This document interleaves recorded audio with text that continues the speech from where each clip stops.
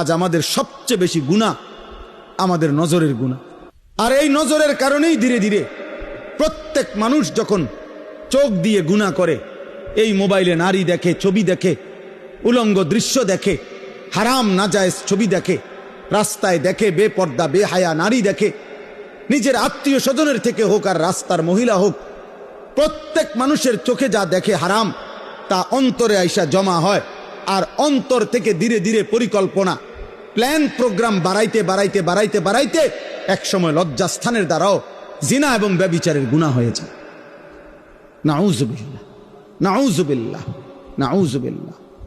আজকে ছেলেরা, তোমাদের চেহারা দেখলে বোঝা যায় বাপ, মাত্র বয়স 18 বছর, চেহারার মধ্যে রসকস নাই। 16, 18, 20 বছরের ছেলেদের সাফা ভিতরে ঢুকে গেছে। তোমাদের চুল দেখলে বোঝা যায়, তোমাদের চেহারার বিমর্ষ ভাব দেখলে বোঝা যায় গুনাহ করতে করতে তোমরা ক্লান্ত, গুনাহ করতে করতে ক্লান্ত। অনেক ছেলে আছে, আমি তো জানি ভাই, আমার অনেক ছেলের সাথে সম্পর্ক আছে, শত শত ছেলের সাথে। ওরা নিজেরাও বলছে হুজুর মাঝে মাঝে গুনাহ করতে করতে ক্লান্তি, অর্থাৎ মোবাইল দেখতে দেখতে আর ভাল লাগে না, তো এমনি হাত টানা দিয়া মানে শুধু শুধু টানতেছে, মানে আর ভাল লাগতেছে না, ও কি করবে? আহা, তার জবান দিয়া তো আল্লাহর নাফরমানের শয়তান তারে এমন মোহর মারিয়া দিছে, 2-4-10 ঘন্টাতেও তো এই নাফরমান মোবাইলের এই দৃশ্যগুলো ছাড়া, মোবাইলের আর বন্ধুদের আড্ডা ছাড়া একটা বার তার মুখ দিয়ে আল্লাহ এই শব্দটাও বাইর হয় না। এই জানোয়ার সুখ পাবে কেমনে? এই হাইওয়ান সুখ পাবে কেমনে? ও তো ভিন্ন কিছু জানেই না, ও তো সেজদার মজাই জানে না, ও তো আল্লাহকে ডাকার মজাই জানে না, ও আল্লাহর রাস্তায় দান করার মজাই জানে না, ও আল্লাহর ইলম দ্বীন শিখার মজাই তো জানে না। বড় পীর আব্দুল কাদের জিলানী রাহমাতুল্লাহ আলাইহি বলছেন, দুনিয়ার রাজা বাদশারা যদি জানতো আমি আব্দুল কাদের রাত গভীরে তাহাজ্জুদ নামাজে যখন সেজদা দেই, আমার এই কপালটা যেটুকু মাটির মধ্যে যখন লাগে সেজদাতে, উনি বলেন আমি তখন যেই মজা পাই, যেই সুখ পাই, যেই আনন্দ পাই, আল্লাহর কসম তিনি বলেন দুনিয়ার রাজা বাদশারা যদি যা টের পাইতো তাহলে আমার থেকে বন্দুক ঠেকাইয়া ওই সুখ ছিনাইয়া নেওয়ার চেষ্টা করত। আলা বিযিক্রিল্লাহি তাতমাইন্নুল কুলুব। রব্বুল আলামিন বলেন আমি ওয়াদা দিলাম আমার বান্দা যখন আমাকে ডাকবে আমি তার দিল প্রশান্ত করে দেব, প্রশান্ত। এই জন্য দিল শান্ত হয় আল্লাহকে ডাকলে, আল্লাহর হুকুম মানলে। এই জন্য যার স্ত্রী আছে হালাল পবিত্র স্ত্রী, তার দিল শান্ত হয়, সে এক নারীতেই তৃপ্ত হয়। কিন্তু যেই হাইওয়ান, যেই চতুষ্পদ মানুষ নামের জানোয়ার রাত সারা রাত 10,000 না 10 লক্ষ নারীও যদি উলঙ্গ দেখে, সকালবেলা ঘুম থেকে উঠলেই আবার ওই জানোয়ার, ওই মানুষরূপী পশু আবার নারী দেখতে মন চায়, তার কোনোদিন তৃপ্তি নাই, তার কোনোদিন তৃপ্তি নাই। শায়েখ আলী তানতাবি একজন বড় আরবের বড় বিখ্যাত আলেম ছিলেন। তিনি বলছেন যে হে যুবক, তোমারে যদি কারুনের সমপরিমাণ সম্পদ দেওয়া হয়, তোমাকে যদি 10,000 নারী, হারাম নারী তোমার বিছানায় দেওয়া হয়, কারুনের সব সম্পত্তিও যদি তুমি তাদের পিছনে ব্যয় করো, আর 10,000 নারীকেও যদি তুমি উপভোগ করো, নাউজুবিল্লাহ, তিনি বলেন তারপরও খোদার কসম তুমি তৃপ্ত হবে না।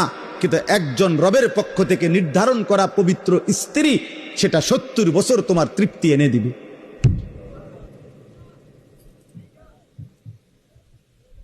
এই জন্য কোনো ছেলে যদি বুঝে থাকো, বুঝে থাকো, আল্লাহর দিকে ফেরো বাবা, আল্লাহর দিকে ফেরো। আমি বলছি তো, আমি একজনের আশাতেই বলি, একজন কেউ একজন বদলাবে, শুনবে এখানে, হয়তো বদলাবে আরেকখানে, এমনও হইতে পারে। আলহামদুলিল্লাহ, আমাদের বয়ান আছে, ওলামাদের বয়ান আছে, হয়তো বলছি এখানে, কিন্তু বদলায় গেছে 1000 মাইল দূরে,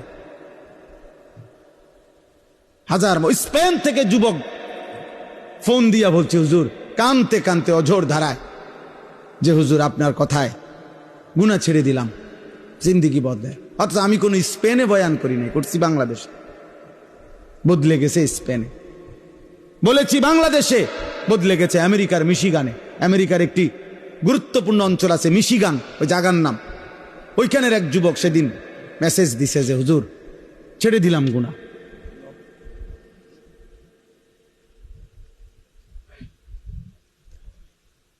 হ্যাঁ হ্যাঁ,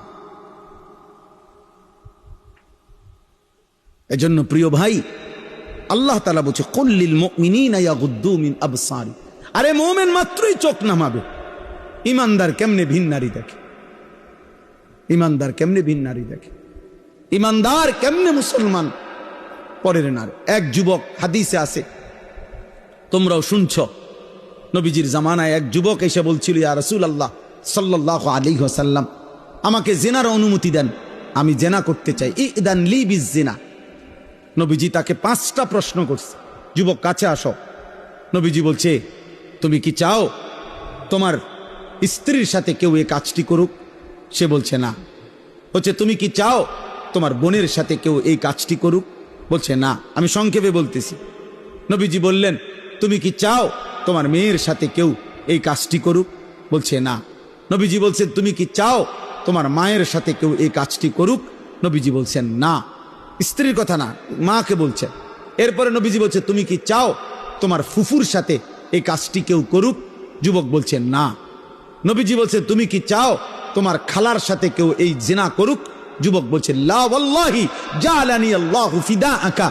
হে আল্লাহর নবী, না, আমি চাই প্রয়োজনে আপনার কথা শুনে আমি আমার জীবন দিয়ে দেব, কিন্তু আমার পরিবারের এই আপনজনদের সাথে কেউ জিনা করুক আমি এটা মেনে নিতে পারি না। আল্লাহর নবী সাল্লাল্লাহু আলাইহি সাল্লাম বলেন, ওয়ালাল্লাযীনা ওয়ালান নাসু ইউহিব্বুনাহু লিবানাতিহিম লিআম্মাতিহিম লিখালাতিহিম লিউম্মাহাতিহিম লিআখাওয়াতিহিম। আল্লাহর নবী বলেন, তাহলে যুবক শুনো, কোন মানুষও তার বোনের সাথে কেউ জিনা করুক এটা চায় না। কোন মানুষও তার খালার সাথে কেউ জিনা করুক এটা চায় না। কোন মানুষও তার ফুফির সাথে কেউ জিনা করুক এটা চায় না। কোন মানুষও তার মায়ের সাথে কেউ জিনা করুক এটা চায় না। কোন মানুষও তার মেয়ের সাথে কেউ ব্যভিচার করুক এটা চায় না। তো তুমি কেমনে করবে? যুবক বলছে, ইয়া রাসূলুল্লাহ, আল্লাহর কসম আমি ছেড়ে দিলাম, ছেড়ে দিলাম নবী। আহা, এই কথা তো আমি ভাবি নাই এভাবে। আল্লাহর নবী সাল্লাল্লাহু আলাইহি সাল্লাম বলছে, যুবক তুমি আমার কাছে আসো। তো ছেলেটা কাছে আসছে। নবী সাল্লাল্লাহু আলাইহি সাল্লাম তার বুকের মধ্যে হাত মুবারক রেখে বলছে, 3টা দোয়া করে দিছে এই ছেলেকে। আল্লাহুম্মা গফির যামবাহু, আল্লাহ তার গুনাহগুলো মাফ করে দেন। ওয়া তাহহির কলবাহু, তার অন্তরটা পবিত্র করে দেন। ওয়া হাসসিন ফারজাহু, আল্লাহ তার লজ্জাস্থানটাকেও পবিত্র রাখেন।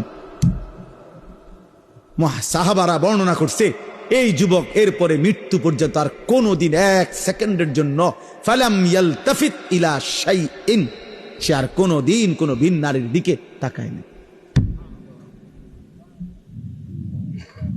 তোমরা না ফিরলে বাপ, আল্লাহর জন্য লড়বে কে বাপ? গাজার মানুষের জন্য কে কাঁদবে? ফিলিস্তিনের হামলা শেষ হলে ইসরায়েল থাইমা যাবে? কথা বলে না।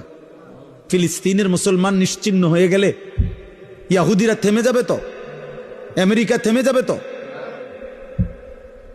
তোমরা জানো বাপ, আমাদের পার্বত্য চট্টগ্রাম, আমাদের বাংলাদেশের পার্বত্য, ও দেন, একটা কাগজ দেন না, এটা দেন, এদিকে দেন। এই মনে করেন যে কেউ যারা বুঝের আছেন, ও বাংলাদেশের মানচিত্র দেখেন, বাংলাদেশের মানচিত্র যেমন আঁকা আছে, এই মানচিত্রের দিক দিয়া পার্বত্য চট্টগ্রাম এমন সিস্টেমে যে এটারও যদি এমনি কেচি দিয়া কাটে, কেচি দিয়া কাটলে এটা আলগা হয়ে যাবে, ফিরে যাবে আর কি। মানে এই কোনাটা যদি এমনি মাঝখানে হইলে না, এটা কেচি দিয়ে কাটন যাইতো না, কারণ এটা মাঝখানে। কিন্তু এটা যদি এই পাশে হয়, তাহলে এই কাগজের এই জায়গায় এটা এই কোনা এটা কাটন যাবো নি, কাটলে কি হবে? এটা পড়ে যাবে না এদিকে। এই ঠিক আমাদের পার্বত্য চট্টগ্রাম কক্সবাজার এই সাইডে দিয়ে, মানে এটা এমন সিস্টেম যে আমরা যদি কাইটা লাই এটা থাইকে যাবে, এটা আলগা যাবে। যেই কোনো সময় আমাদের এই পার্বত্য চট্টগ্রাম দুশ্মন কেটে ফেলবে, মানে আলাদা করে ফেলবে, আলাদা করে ফেলবে। তোমরা দেখো, তোমরা শুনবা বাপ, এই ছোট্ট মাত এমনিতেই বাংলাদেশ ছোট্ট।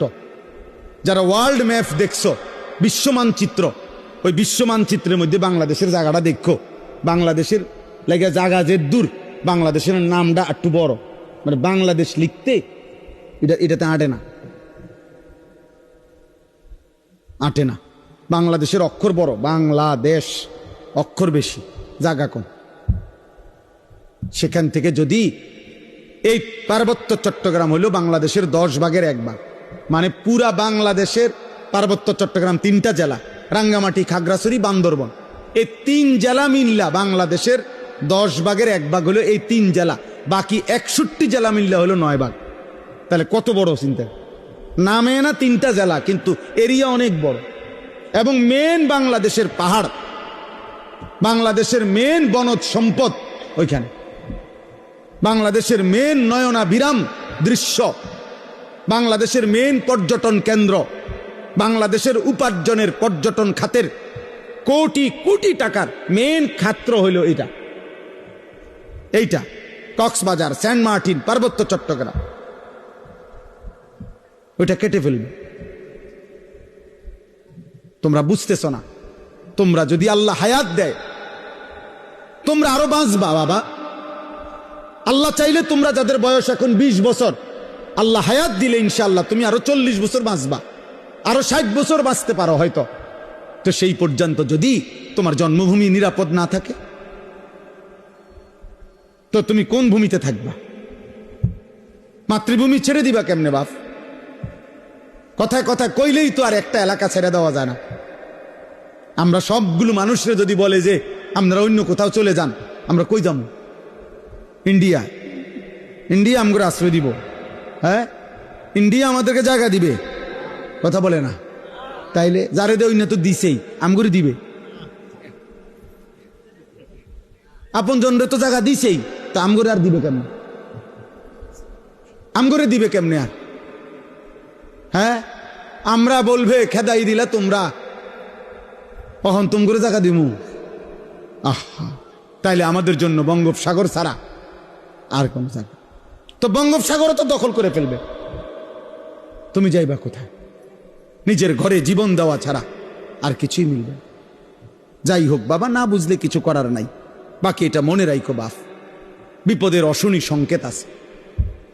আমাদের রংপুর বিভাগে 8টি জেলা বাংলাদেশের, উত্তরবঙ্গ যেটা রেখো, ওইখানে প্রত্যেক দিন 12 মাস প্রতিদিন মুসলমান আল্লাহর কসম খ্রিস্টান হয়ে যাচ্ছে। প্রত্যেক দিন। আমার এই 2 চোখে আমি 2 জন মুসলমানকে, এইবার ঈদের পরে গেছি যে 2 দিন ছিলাম, এই 2 চোখে দেখছি 2 জন লোক। আরো অনেক দেখছি আমি গত বছর 40 দিন ছিলাম উত্তরবঙ্গ তাবলিগের সফরে, দিনাজপুরে একটানা 40 দিন ছিলাম। এবছরও ছিলাম 2 দিন। নিজ চোখে দেখছি 2 ভাই ওইখানে, 2 জনে এখন খ্রিস্টান, 2 জনই মুসলমান ছিল। আশ্চর্য হবেন, একজন আল্লাহর কসমে কোরআন সামনে ওই নিজে বলছে ও 7 বছর মসজিদে ইমামতি করত। বুঝেন নাই? 7 বছর মসজিদের ইমাম ছিল। এমন মুসলমান, সে খ্রিস্টান হয়েছে, সে খ্রিস্ট ধর্ম প্রচার করে। এখন তো বুঝতেছ না আব্বা, মনে করছে এই চুলের ফ্যাশন এটাই জীবনের সবকিছু। একটা মেয়ের সাথে কথা বলতে পারতেছ, অথবা কোনো মেয়ের ছবি দেখে দেখে সময় কাটাচ্ছ, তুমি মনে করছে এটাই জীবনের। না বাপ, এটা জীবনের শেষ কথা। 12 কিলোমিটার পায়ে হাইটাও, 12 কিলোমিটার পায়ে হেঁটেও গাজার বাচ্চা একটা রুটি খুঁজে পায় না, একটা রুটি খুঁজে পায় না। একটা রুটির জন্য কোনো বাচ্চা 12 কিলোমিটার পায়ে হাইটা গেছে। আল্লাহর কসম, পত্রিকা আসছে।